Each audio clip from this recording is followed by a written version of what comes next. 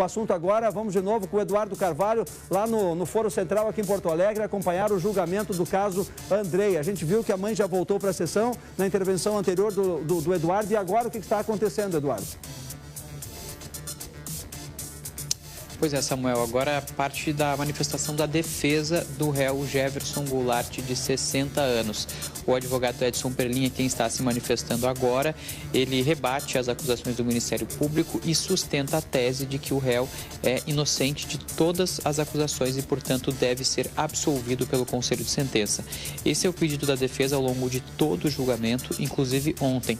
O réu decidiu se manifestar e respondeu a todos os questionamentos do Ministério Público. A todo momento ele diz estar sendo vítima de acusações infundadas de pessoas que estão perseguindo, diz que teme inclusive pela sua segurança e por isso não está presencialmente aqui no Tribunal do Júri em Porto Alegre, e também alegou então, portanto, que não cometeu o crime e que o sobrinho tirou a própria vida. Foi um depoimento muito longo em que, como eu falei, ele respondeu a diversos questionamentos do Ministério Público e o Ministério Público usou parte dessas respostas na manifestação da acusação na abertura dos debates, agora há pouco, na primeira hora e meia dedicada aos promotores Lúcia Helena Lima Calegari e também Eugênio Paes Amorim, além do assistente de acusação. Nesse momento, como eu falei, quem fala é a defesa. Eles têm ainda cerca de 35 minutos ainda de manifestação. Depois disso, cabe ao Ministério Público decidir se vai à réplica e posteriormente, então, abrir espaço à tréplica. Se o Ministério Público decidir encerrar os trabalhos, a gente já pode ter uma sentença bem mais cedo do que o esperado, por volta das 2h30, 3 horas. Portanto, ainda uma expectativa de que dentro do balanço geral a gente possa trazer esse resultado, Samuel. Mas, caso o Ministério Público opte por uma réplica e depois com a tréplica, a gente deve ter uma resposta saindo no final da tarde de hoje. Essa é a expectativa por aqui agora para entender exatamente qual vai ser essa decisão do Ministério Público. Para retomar um pouco do que aconteceu durante a manhã, os promotores, eles falaram, durante todo esse período que foi destinado à acusação e fizeram uma manifestação muito técnica, mostrando algumas irregularidades nos depoimentos do réu e também apontando algumas questões periciais. Um ponto que foi crucial para o Ministério Público e que foi muito mencionado ao longo de todo o júri, e não foi diferente nos debates, envolve a cena do crime, o local onde o Andrei foi encontrado. O Ministério Público sustenta que o réu teria alterado essa cena para simular um suicídio. Certo. E para o Ministério Público, no entendimento do órgão, não foi um suicídio porque o jovem a criança não teria essa condição de fazer isso e a cena teria uma forma muito diferente de como ela foi encontrada. Vamos repercutir então um trecho do que disse o promotor Eugênio Paes Amorim a respeito da arma do crime, no momento inclusive que ele segurava a arma que foi utilizada. Mas ela nos permite concluir que foram 2 tiros. E não há suicídio com 2 tiros, meus amigos. O que nós temos é um quarto escuro. E um réu que no escuro erra o primeiro tiro e depois aproxima a arma, encosta e mata a vítima com o segundo tiro. Eu quero ver a defesa fazer esse contorcionismo. Não com a caneta, doutora Lúcia. Com a arma é melhor. Eu não consigo fazer. Eu estou tentando. Eu não consigo fazer. Olha aqui, ó. Como é que eu boto isso aqui da esquerda para a direita? Façam no banheiro. Impossível. Eu faço com a arma. Impossível. Posso fazer isso aqui. Da direita para a esquerda, da esquerda para a direita. Eu teria que fazer assim e atirar com o dedão. Mas aí exigir demais. E aí o recuo seria maior porque não teria a empunhadura com tamanha força de manter a arma. E essa arma saltaria para baixo do beliche e não embaixo do corpo onde ela parou. Lógica. Nós não podemos negar a lógica. Bom, então aí a manifestação do promotor Eugênio Paes Amorim, depois dele ainda o assistente de acusação falou um pouco com os jurados, eles conversaram sobre essa questão dos quesitos, eles pedem a condenação do réu pelo homicídio duplamente qualificado e também por estupro de vulnerável. Lembrando que a acusação aponta que naquela noite de 30 de novembro de 2016, o réu, o Jefferson, que estava dividindo o quarto com o sobrinho Andrei, de 12 anos, teria cometido um abuso sexual e depois tirou a vida do jovem justamente para acobertar esse crime. crime e ainda teria alterado a cena do crime para simular um suicídio. Várias testemunhas foram ouvidas ontem, 5 no total. Uma delas, um homem que diz ter sido abusado sexualmente pelo réu, e isso é uma das provas utilizadas pelo Ministério Público para apontar Jefferson como alguém que já havia cometido crimes sexuais. Como eu falei mais cedo, agora é o espaço para a defesa, que tem o mesmo tempo do Ministério Público, 1h30. Vamos acompanhar o que está acontecendo nesse momento aqui no Foro Central, no plenário que está bem atrás de mim.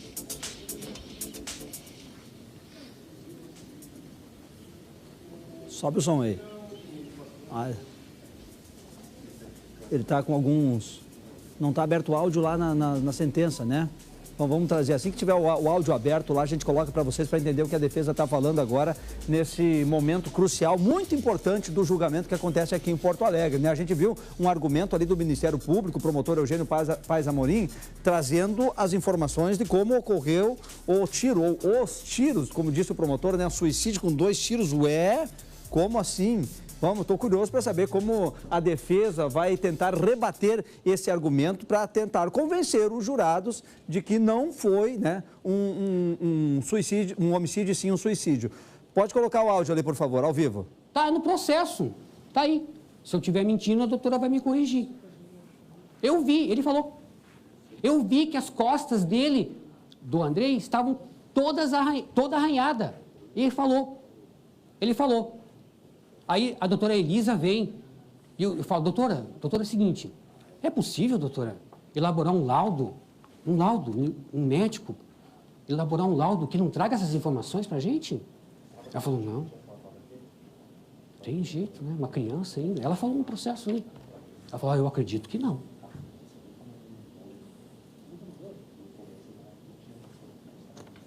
Não tá aqui. Não está ali. Seu advogado de defesa, né? Ah, não furou o cobertor, não é? Ele está sentado na cama, encostado na parede, e o cobertor está em volta dele. Aqui, ó, em volta.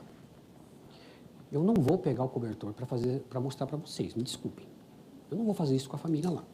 Mas tenta imaginar isso. O cobertor está aqui em volta de... Eu estou aqui, ó. O cobertor está aqui, eu estou sentado, minhas pernas estão aqui. A minha mão está entre as pernas, aqui. E aí, o detalhe é isso, ó, colocar esse dedo aqui, esse dedo. Não é fazer isso. É isso aqui, entendeu? Não é possível fazer isso? Para mim, que é o que aconteceu. E é de novo, né? Então, é interpretação de todo mundo aí. Cada um com a sua interpretação. Tá? Aqui, vamos andar um pouquinho, daí eu quero ver com vocês justamente uma outra falando sobre coisa o tiro, também, né? que está tudo errado, né? Vejam, está lá nas páginas 388 do processo, que era ainda processo físico. E se me pedir qual que é o evento, eu não sei dizer. Mas aí alguém me ajude, porque 388 é algum evento aí dentro do processo. Exame grafotécnico, doutora. Grafotécnico. Laudo pericial 77364 de 2017. Tá? Eu acredito que vocês têm a cópia. 6, página 36. Isso, doutor. Estou aqui para lhe ajudar. Obrigado. Doutor, sempre muito gentil, né?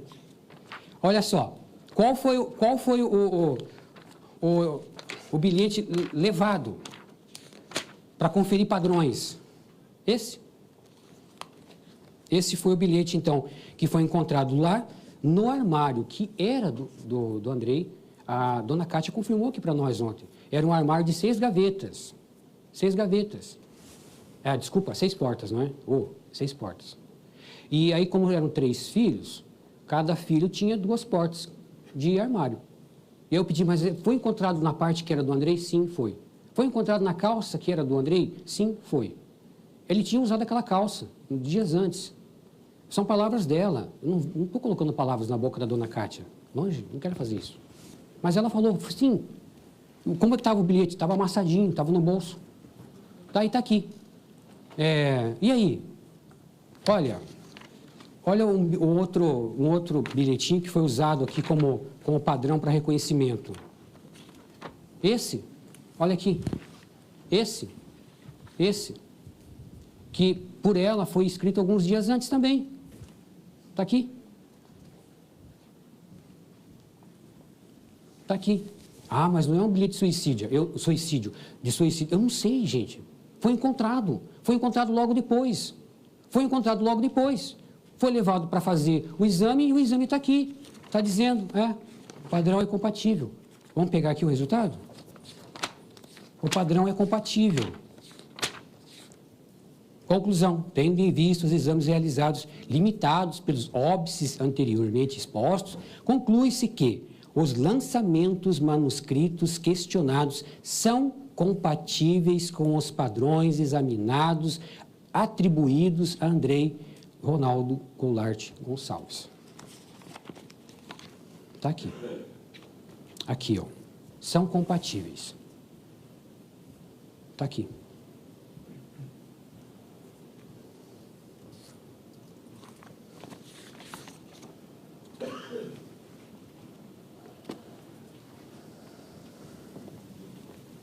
Esses são os advogados de defesa do tio do Andrei, né, que é réu pelo assassinato do menino, então, com 12 anos, assassinato que aconteceu há quase uma década, 9 anos, aqui em Porto Alegre. A história legal. Que ganhou repercussão porque aqui, a mãe não aceitava a tese de suicídio. Mas já veio aqui. O exame residográfico da vítima deu negativo.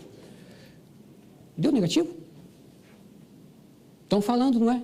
Que deu negativo. Vamos ver esse exame? Vamos ver?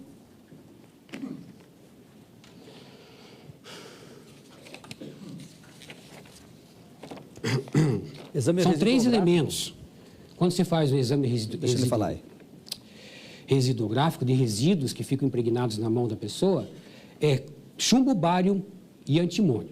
São os 3 elementos que devem ser encontrados, então, ali, esses fragmentos, no corpo da pessoa, ou na matéria que está sendo feito o exame. Daí é o seguinte, uma coisa é não encontrar os elementos. Outra coisa é os elementos forem encontrados, mas de uma forma pequena que não deu para fazer e trazer o resultado. Foi encontrado os elementos? Foi. Olha, estão dizendo que não foi encontrado nada. E eu estou dizendo que os elementos foram encontrados. Pouquinho, mas foi encontrado. Vamos fazer a leitura da conclusão aqui? Para entender melhor? Olha só.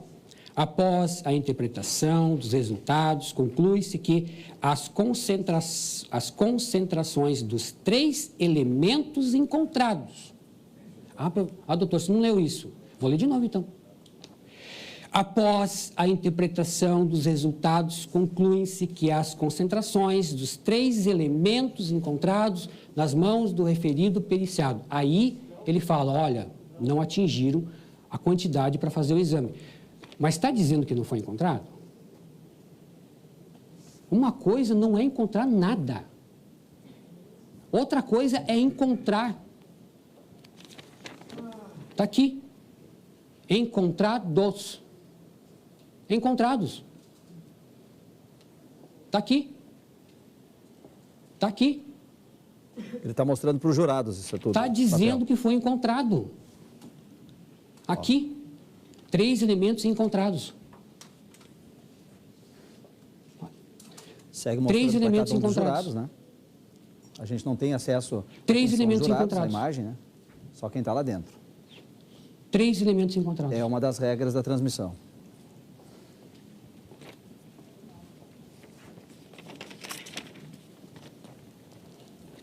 Acho que a doutora também entregou para vocês isso, não?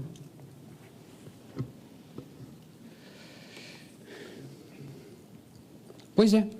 Então está dizendo, o seu exame deu negativo. Onde é que está o negativo ali? Se não tivesse encontrado nada, ia falar, não foi encontrado nada. Nada. Na dica de nada. Mas está dizendo, os 3 elementos foram encontrados. Quais são eles? De novo. São esses aqui. Chumbo, bário e antimônio.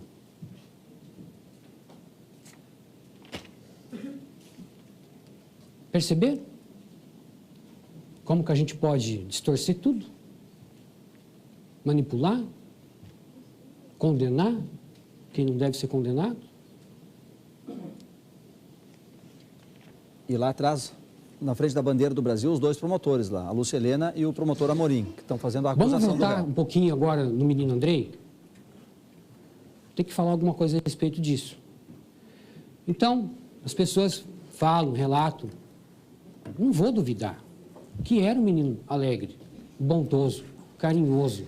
Eduardo, daqui a pouquinho, portanto, podemos ter, aliás, a qualquer momento, né? Em seguida termina essa explanação da defesa e daqui a pouco podemos ter o julgamento, né?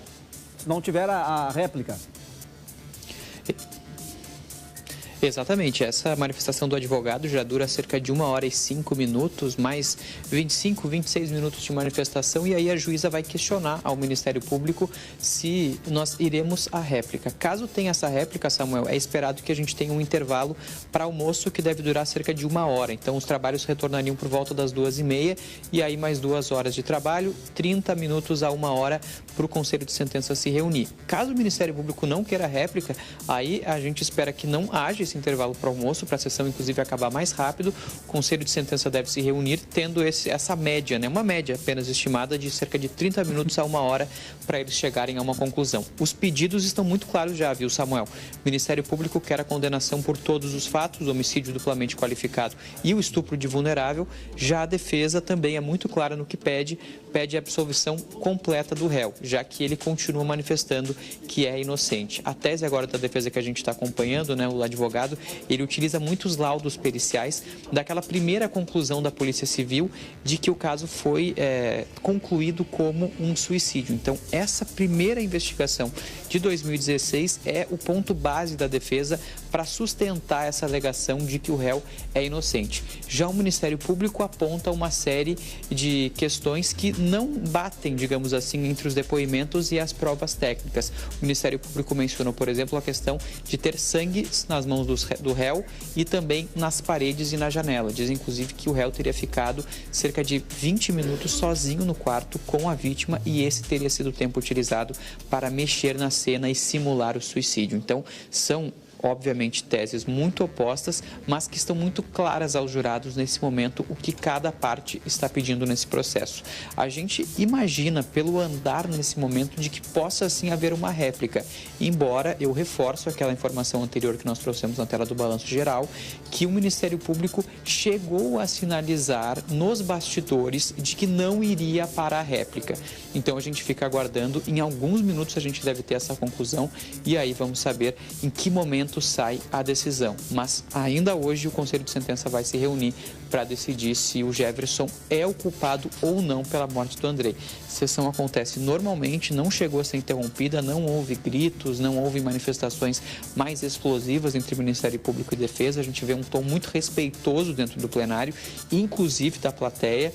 Aliás, pessoas envolvidas em outros casos estão aqui. Eu vi, por exemplo, Samuel, familiares da tragédia da Boate Kiss que estão aqui acompanhando o Ministério Público e vendo as manifestações nesse júri. Então é um plenário bastante movimentado, muita gente acompanhando para saber também qual vai ser o resultado no dia de hoje. E com a segurança necessária para tudo ocorrer direitinho, correto, né? A história do réu não estar aqui por falta de segurança, com certeza o tribunal daria toda a segurança do mundo para que ali não aconteça nada fora do previsto. Eduardo, volta comigo a qualquer momento com nova atualização, pode chamar, tu tens prioridade aqui no Balanço Geral.